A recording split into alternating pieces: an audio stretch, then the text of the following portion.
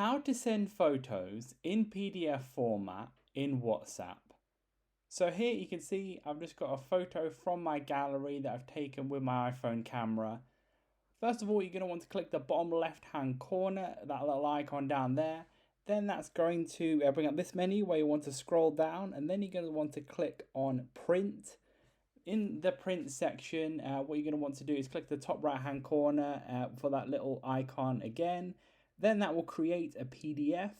Then what you'll want to do is you'll see the apps come up. This will be on iPhone. It's slightly different for Android, but you can go ahead, scroll it across, click on WhatsApp.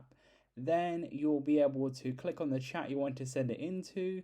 Then once you've done that, you want to click next to the bottom right hand corner, send it, and then it will send on WhatsApp. You can go ahead and see that in there. It's a similar process for Android as well. You've got to go through and do a similar thing. So leave a like on the video if it helped, and subscribe for more helpful videos.